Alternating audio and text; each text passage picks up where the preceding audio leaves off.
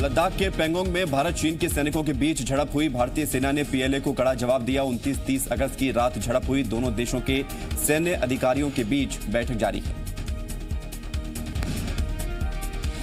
आज रिया चक्रवर्ती और सुशांत की बहन मीतू सिंह आमने सामने होगी। मुंबई में डीआरडीओ गेस्ट हाउस में सीबीआई की रिया से पूछताछ जारी है। सुशांत केस में ड्रग्स कनेक्शन पर गोवा के कारोबारी गौरव आर्या से ईडी की पूछताछ जारी। ड्रग्स को लेकर व्हाट्सएप चैट में आया था नाम सामने। महाराष्ट्र के पालघर में 2 साधुओं की हत्या के मामले में सरकार ने 3 पुलिस वालों को नौकरी से बर्खास्त कर दिया है। सीआईडी 16 अप्रैल की वारदात की जांच कर रही है। श्रीनगर में मुहर्रम के जुलूस के दौरान पुलिस वालों पर हमला। रोक के बावजूद निकाला गया जुलूस। कोरोना की वजह से लगाई गई थी पाबंदी।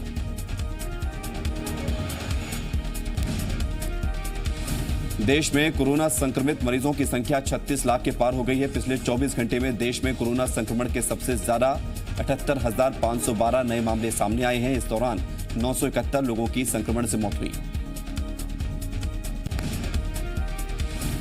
कोरोना संक्रमण से अब तक 27,74,701 मरीज जंग जीत चुके हैं। वहीं रिकवरी दर बढ़कर 76.62% हो गई है। गृह मंत्री अमित शाह को दिल्ली के एम्स से मिली छुट्टी। कोरोना संक्रमण से ठीक होने के बाद 18 अगस्त को हुए थे भर्ती। देश के निजी अस्पतालों में कोरोना इलाज को लेकर फीस पर सुप्रीम कोर्ट में सुनवाई। पिछली सुनवाई में कोर्ट ने सस्ते इलाज की बात कही थी। केंद्र सरकार को भी खास निर्देश दिए थे। महामारी के वक्त बीमा कंपनियों के हाथ बांधे रखने पर भी सवाल उठे थे।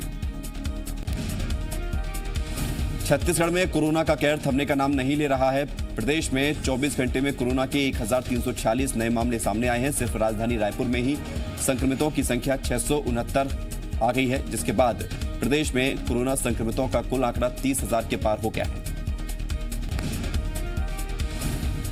वहीं पिछले 24 घंटे में 7 लोगों की मौत भी हुई है। मौत का कुल आंकड़ा 269 हो गया है। प्रदेश में इस समय एक्टिव केसों की संख्या 13,520 है, जिनका इलाज अस्पतालों में चल रहा है। छत्तीसगढ़ के जिला स्तरीय सरकारी कोरोना अस्पतालों में अब जल्द ही आईसीयू और ऑपरेशन थिएटर की सुविधा शुरू होने जा रही है। आईसीयू और ऑपरेशन थिएटर को निजी अस्पताल की डॉक्टरों के सहयोग से चलाया जाएगा। स्वास्थ्य विभाग ने कलेक्टरों को स्थानीय आईएमए शाखा की बैठक लेकर व्यवस्था बनाने को कहा है। बता दें कि जिला स्तरीय कोविड अस्पतालों में आईसीयू और ऑपरेशन थिएटर की सुविधा शुरू होने से दूसरे जिलों के मरीजों को रायपुर मेडिकल कॉलेज या रायपुर एम्स रेफर करने की जरूरत नहीं पड़ेगी। मध्य प्रदेश में कोरोना का विस्फोट जारी है। कल 1,558 नए मरीज मिले हैं, जिसके बाद से प्रदेश में कोरोना के एक्टिव केस 13,592, वहीं कुल केस 62,433 पर पहुंच गया है। प्रदेश में कल कोरोना से 29 लोगों की मौत हुई थी। अब तक 1,374 लोग इस बीमारी से जान गंवा चुके हैं। नए मरीजों की बात की जाए तो इंदौर से 265, ग्वालियर से 218, भोपाल से 176, जबलपुर से 138 नए मरीज मिले हैं। राहत की बात यह है कि 1,054 मरीज ठीक होकर घर लौटे। जबलपुर में प्रशासन को अंधेरे में रखकर कोरोना संदिग्ध शवों के अंतिम संस्कार में बड़ी लापरवाही का मामला सामने आया है। यहां ग्वारीघाट मुक्तिधाम में एक कोरोना संदिग्ध के शव के अंतिम संस्कार की तैयारी की जा रही थी। कुछ लोग पीपी किट पहनकर यहां आए थे, लेकिन इसकी भनक प्रशासन को लग गई, जिसके बाद अंतिम संस्कार रोक दिया गया। तय गाइडलाइन के मुताबिक शव को अंतिम संस्कार के लिए चौहानी मुक्तिधाम के लिए रवाना किया गया। नियम के अनुसार ग्वारीघाट में कोरोना संदिग्ध का अंतिम संस्कार नहीं किया जा सकता है। बताया जा रहा है कि नगर निगम के कर्मचारियों से मिलीभगत से कोरोना संदिग्ध का ग्वारीघाट के मुक्तिधाम में अंतिम संस्कार किया जा रहा था। राजधानी भोपाल के पुराने भोपाल इलाके में बनी पुरातात्विक महत्व की मोती महल बिल्डिंग का एक हिस्सा गिरने से हड़कंप मच गया। गनीमत ये रही कि हादसे में कोई घायल नहीं हुआ। हालांकि पार्किंग में खड़ी 8 कारें पूरी तरह से बर्बाद हो गई। दरअसल भोपाल में पिछले 2-3 दिन से लगातार बारिश हो रही है और ऐसे में मोती महल का जर्जर हिस्सा भरभरा कर गिर गया। बता दें कि मोती महल को नवाब कुदेशिया ने करीब 150 साल पहले बनवाया था। पुरातात्विक महत्व की बिल्डिंग होने के चलते पुरातत्व विभाग ने इसे अपने संरक्षण में ले रखा है। भोपाल के मोती महल हादसे को कवर करने पहुंची जी मध्य प्रदेश छत्तीसगढ़ की टीम ने जब मामले की पड़ताल की तो कई खुलासे हो गए। मोती महल परिसर में अवैध पार्किंग का गोरख धंधा भी चल रहा था। स्मार्ट सिटी ने इस पार्किंग का ठेका किसी कंपनी को दे रखा था जो 1 साल पहले खत्म हो चुका है। उसके बाद से इसके टेंडर नहीं हुए हैं। बावजूद इसके करीब 80 गाड़ी मालिकों से पार्किंग के नाम पर अवैध वसूली हो रही है। हर गाड़ी से 1200 रुपए महीने लिए जा रहे थे। मोती महल हादसे में कई गाड़ियां चकनाचूर हो गई। पार्किंग अवैध होने के चलते कार मालिकों को मुआवजा मिलने में परेशानी आएगी। कार मालिक शिरीष गुप्ता ने जी मध्य प्रदेश छत्तीसगढ़ को बताया कि वो 1 साल से हर महीने 1200 रुपए दे रहे थे। रसीद मांगने पर सिस्टम अपडेट होने की बात कही जाती थी।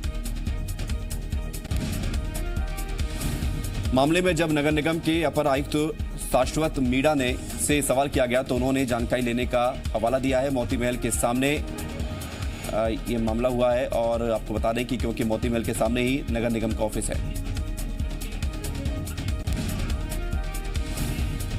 सिवनी में बैनगंगा नदी पर बने 2 पुल बह गए। भारी बारिश के चलते संजय सरोवर के सभी 10 गेट खोल दिए गए, जिससे भीमगढ़ गांव और निचले इलाकों में बाढ़ जैसे हालात बन गए।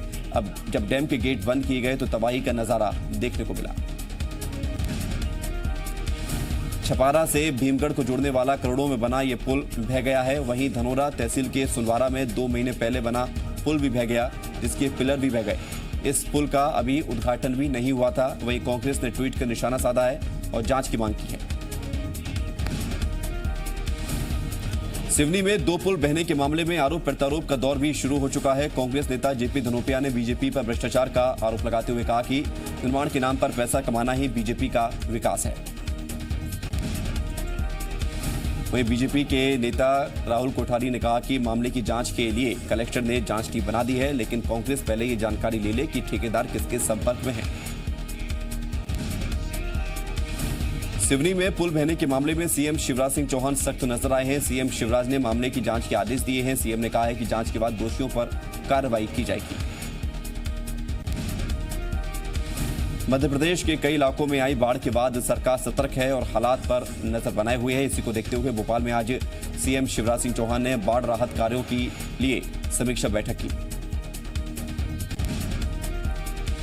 सीएम हाउस में हुई बैठक में मुख्यमंत्री ने अधिकारियों के साथ आगे की रणनीति पर भी चर्चा की। बैठक के बाद सीएम शिवराज सिंह चौहान होशंगाबाद और सीहोर के दौरे पर रवाना होंगे, जहां वो स्थानीय कार्यक्रमों के साथ ही बाढ़ प्रभावित रिहायशी इलाकों का दौरा कर सकते हैं।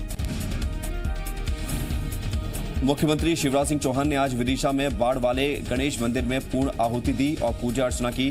सीएम शिवराज सिंह चौहान हेलीकॉप्टर से विदिशा पहुंचे थे। मंदिर के चारों तरफ पानी भरा था। ऐसे में सीएम शिवराज ने पीछे के रास्ते से रेलिंग पर चढ़कर मंदिर में प्रवेश किया। बाढ़ वाले गणेश मंदिर में पूर्ण आहुति देने और पूजा करने के लिए शिवराज सिंह चौहान की पत्नी साधना सिंह पहले ही पहुंच चुकी थी। इस दौरान उन्होंने शिवराज सिंह का हेलीकॉप्टर देखा तो उसे बाढ़ वाले मंदिर में उतरने का इशारा किया। बाढ़ प्रभावित इलाकों का दौरा करने से पहले सीएम शिवराज सिंह चौहान ने बताया कि बरना डैम में पानी कुछ कम हुआ है। सीहोर, रायसेन, होशंगाबाद में गांव के गांव पानी में डूबे हुए हैं। सेना की मदद से रेस्क्यू ऑपरेशन चलाया जा रहा है। मुख्यमंत्री शिवराज सिंह चौहान की पत्नी साधना सिंह ने गणेश उत्सव के मौके पर गणपति को प्रसन्न करने के लिए घर पर ही 56 भोग तैयार किया है। साधना सिंह ने ये 56 भोग विदिशा के बाढ़ वाले गणेश जी के लिए बनाए हैं। उन्होंने 56 भोग के साथ एक वीडियो ट्विटर पर शेयर किया। साथ ही गणपति की आराधना करते हुए लिखा, कष्टों को दूर करो, मंगल करो श्री गणेश देवा। छत्तीसगढ़ सरकार जेईई और नीट के छात्रों को परीक्षा केंद्र तक ले जाने और वापस लाने की निःशुल्क व्यवस्था करेगी, जिसको लेकर सीएम भूपेश बघेल ने सभी कलेक्टर्स को निर्देश जारी किया है। हर जिलों में परीक्षार्थियों की संख्या के आधार पर बस, मिनी बस, जीप की व्यवस्था की जाएगी। सभी जिलों में नोडल अधिकारी नियुक्त किए जाएंगे, जिनके मोबाइल नंबर पर छात्र छात्राएं अपना रजिस्ट्रेशन करा सकेंगे। छात्राओं के साथ एक अभिभावक को यात्रा की अनुमति होगी। वाहन में यात्रा के लिए एडमिट कार्ड दिखाने पर ही अनुमति मिलेगी। भारी बारिश से मंदसौर में शिवना नदी का जलस्तर बढ़ गया है। शिवना नदी का पानी भगवान पशुपतिनाथ मंदिर के अंदर तक पहुंच गया है। भगवान पशुपतिनाथ की मूर्ति के 8 मुख जलमग्न हो गए हैं। भोपाल के कोलार में एक निजी कॉलोनी की बाउंड्री वॉल गिरने से एक शख्स की मौत हो गई, जबकि एक व्यक्ति घायल हो गया। मामला दामखेड़ा सेक्टर ए की झुग्गी बस्ती का है। बताया जा रहा है कि पैलेस ऑर्चिड रेजिडेंसी की दीवार झुग्गी की तरफ गिर गई। वहीं मौके पर पहुंची पुलिस ने मामले की गंभीरता को देखते हुए दीवार से लगी हुई झुग्गियों को खाली कराया। मौके पर विधायक रामेश्वर शर्मा, कलेक्टर, डीआईजी और पूर्व मंत्री पीसी शर्मा भी पहुंची। बालाघाट में कल इंडियन एयरफोर्स के जवानों ने 2 युवक और एक बुजुर्ग का रेस्क्यू किया। जवान हेलीकॉप्टर से प्रभावित क्षेत्र में पहुंचे और रस्सी गिराकर लोगों का रेस्क्यू किया। बालाघाट जिले में वैनगंगा नदी का कहर है। ये तस्वीर जिले के मोवाड़ गांव के पास की है। रायसेन में बाढ़ में फंसे हुए लोगों को बचाने के लिए जिला प्रशासन ने सेना के साथ मिलकर रेस्क्यू ऑपरेशन चलाया। इस दौरान एक सुखद तस्वीर भी देखने को मिली। लाइफ गार्ड जैकेट पहने देवदूत मोटर बोट को एम्बुलेंस बनाकर एक गर्भवती महिला को रेस्क्यू करने पहुंची। महिला के परिजनों ने इस भीषण बाढ़ में सारी उम्मीदें खो दी थी, लेकिन देवदूत बनी जिला प्रशासन की टीम ने गांव से इस गर्भवती महिला को रेस्क्यू कर अस्पताल पहुंचाया, जहां उसने एक स्वस्थ बच्चे को जन्म दिया। भोपाल के कोलार इलाके में कलियासोत नदी में आई बाढ़ से भारी तबाही हुई। 50 से ज्यादा झुग्गियों वाले मकान बाढ़ में डूब गए। मकान पूरी तरह से ध्वस्त हो गए।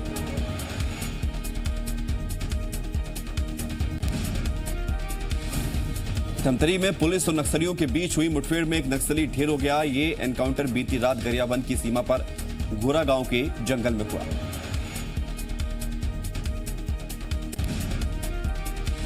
धमतरी की एएसपी मनीषा ठाकुर रावटे ने पुष्टि करते हुए बताया कि मृत नक्सली के पास से एक बंदूक बरामद की गई है। नक्सलियों के खिलाफ डीआरजी और सीआरपीएफ सहित पुलिस की ये संयुक्त कार्रवाई थी। बीजापुर में अगवा एएसआई नागैया कोरसा की हत्या से हड़कंप मच गया। सूत्रों के हवाले से खबर है कि नक्सलियों ने कोरसा की हत्या करके कुटरू बीजापुर रोड पर केतुलनार के पास शव को फेंक दिया। इसकी पुष्टि होना भी बाकी है, लेकिन पुरानी वारदातों को खंगाले तो अंदाजा लगाना मुश्किल नहीं होगा कि नक्सलियों ने ही इस कायराना करतूत को अंजाम दिया होगा। एएसआई नागैया कोरसा कल दोपहर में छुट्टी पर निकले थे। उसी के बाद उनके अगवा होने की खबर आई थी और अब उनका शव मिला। बड़वानी के राजपुर ब्लॉक में एक शिक्षक ने फांसी लगाकर आत्महत्या कर ली। मामला राजपुर इलाके का है, जहां शिक्षक सुंदरलाल सोनी ने अपने घर के पास बने मकान में फांसी लगा ली। मरने से पहले सुंदरलाल ने एक सुसाइड नोट भी छोड़ा है, जिसमें मानसिक बीमारी का जिक्र किया गया है। शिक्षक ने लिखा कि मानसिक रूप से परेशान होने की वजह से स्कूल का काम नहीं कर पा रहा था, इसलिए सुसाइड कर रहा हूं। साथ ही अनुरोध किया कि पत्नी और परिवार वालों को परेशान ना किया जाए, क्योंकि पत्नी दिल की मरीज है। पुलिस ने शव को अपने कब्जे में लेकर पोस्टमार्टम के लिए भिजवाया। दतिया के इंदरगढ़ में उस समय हड़कंप मच गया जब इलाके में एक युवक की पत्थरों से कुचलकर हत्या कर दी। पूरा मामला वार्ड नंबर 9 का है। युवक का नाम चंद्र प्रकाश कुशवाहा बताया जा रहा है। हालांकि हत्या किन वजहों से हुई है, इसका खुलासा अभी नहीं हुआ है। जबलपुर के आदिवासी बाहुल इलाके का देवरी नवीन गांव पिछले 10 साल से नशा मुक्ति के लिए मिसाल बना हुआ है। यहां पिछले 10 साल से ना तो शराब बेची खरीदी गई है, ना ही किसी शख्स ने शराब को हाथ लगाया है। अगर कोई बाहर से शराब पीकर गांव में आ जाए तो उस पर 10,000 रुपए का जुर्माना है। इसके लिए बाकायदा गांव की पंचायत में प्रस्ताव भी पास किया गया है। बताया जाता है कि आज से 10 साल पहले गांव की पंचायत ने नशा मुक्ति के लिए एक समिति का गठन करते हुए शराबबंदी का फैसला लिया था। केंद्रीय सिविल एविएशन मंत्री हरदीप सिंह पुरी ने एक बार फिर एयर इंडिया के निजीकरण को लेकर बयान दिया है और कहा है कि एयर इंडिया का रिकॉर्ड काफी अच्छा रहा है, लेकिन एयरपोर्ट और एयरलाइंस चलाना सरकार का काम नहीं है। इस साल के अंत तक एयर इंडिया के निजीकरण का काम पूरा होगा। दिल्ली पुलिस ने खालिस्तान समर्थक 2 आतंकियों को गिरफ्तार किया है। दोनों आतंकियों ने 15 अगस्त से पहले पंजाब के मोगा कलेक्टर के ऑफिस में खालिस्तानी झंडा फहराया था। मोगा में मुकदमा दर्ज किया गया था। आतंकियों की पहचान इंद्रजीत सिंह गिल और जसपाल सिंह के रूप में हुई है।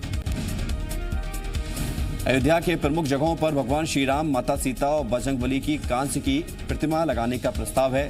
अयोध्या विकास प्राधिकरण के इस प्रस्ताव में शहर में कांस्य की 7 प्रतिमाएं 1,67,00,000 की लागत से तैयार की जाएंगी। दिल्ली को मेरठ से जोड़ने वाले एक्सप्रेस वे का काम इस वर्ष के अंत तक पूरा हो जाएगा। प्रदूषण और ट्रैफिक जाम से मुक्ति मिलेगी। प्रोजेक्ट का एरियल वीडियो जारी किया गया। प्रगति का हाईवे नाम से हैशटैग किया गया।